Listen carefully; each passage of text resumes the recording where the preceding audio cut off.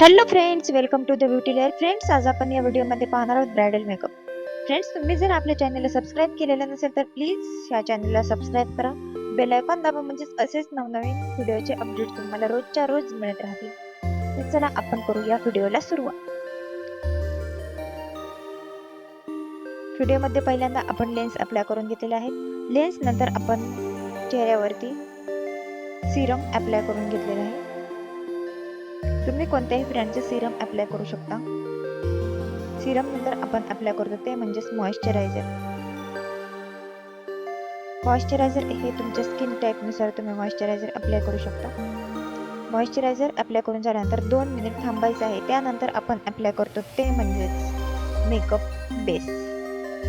Makeup base घेताना तुम्ही कोणत्याही ब्रँडचा क्रीमी बेस या ठिकाणी अप्लाय करायचा आहे. क्रीम बेस हा आपल्या चेहऱ्याला ड्राय होण्यापासून मदत करतो.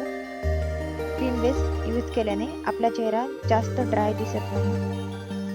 क्रीम बेस मध्ये तुम्ही कोणत्याही ब्रँडच्या पॅलेट यूज करू शकता. तो व्यवस्थित या ठिकाणी मी ब्लेंड करून घेतलेला आहे. त्यानंतर आपण अप्लाय करणार आहोत ते म्हणजेच फाउंडेशन. तुम्ही कोणत्याही कंपनीचे कोणत्याही ब्रँडचे फाउंडेशन यूज करू शकता. फाउंडेशन यूज करतानाही आपल्याला जागेवरती टॅप टॅप करून या ठिकाणी ब्लेंडिंग करून घ्यायचं आहे. फाउंडेशन हे चेहऱ्यावरती घासायचं नाही. जागेवरती ब्लेंडिंग केल्याने आपला चेहरा एकदम ग्लॅशी आणि शायनी दिसतो.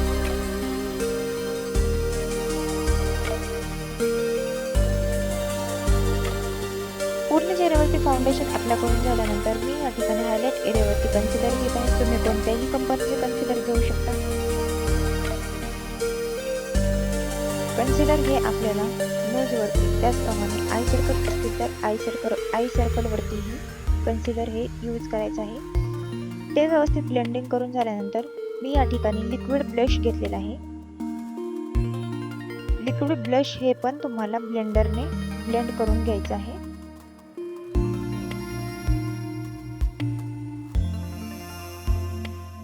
त्यानंतर आय सर्कल मला थोडे अजून दिसत होते म्हणून मी त्या ठिकाणी पुन्हा थोडंसं कन्सिलर घेऊन पूर्ण ब्लेंड करून घेतलेला आहे.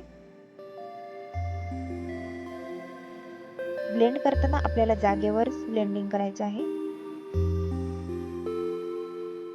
यानंतर मी पूर्ण आपला मेकअप लूज पावडरने लॉक करून घेत आहे.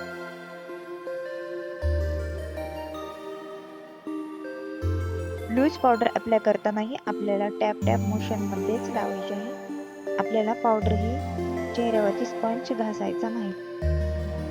त्यानंतर पावडर ब्लश मी या ठिकाणी अप्लाय करून घेतलेला आहे. आपण लिक्विड ब्लशही अप्लाय केलेलं होतं, पण पावडर ब्लश अप्लाय केल्याने आपला चेहरा अजून शार्प दिसण्यास मदत होते. त्यानंतर अप्लाय केलेलं आहे ते म्हणजेच हायलायटर. हायलायटर अप्लाय करताना आपल्याला व्हिडिओमध्ये दाखवल्याप्रमाणे हायलायटर अप्लाय करून घ्यायचं आहे. त्यानंतर आय मेकअप नंतर लिपस्टिक आणि आपला मेकअप या ठिकाणी आपण पूर्ण करून घेऊया. तर हा व्हिडिओ स्किप न करता शेवटपर्यंत नक्की बघा.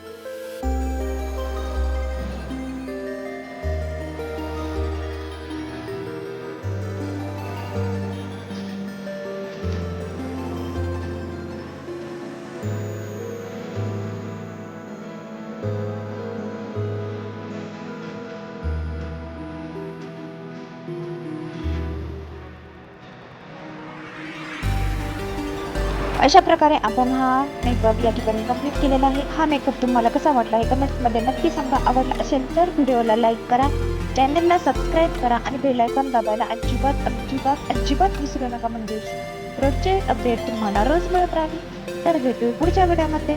Bye friends.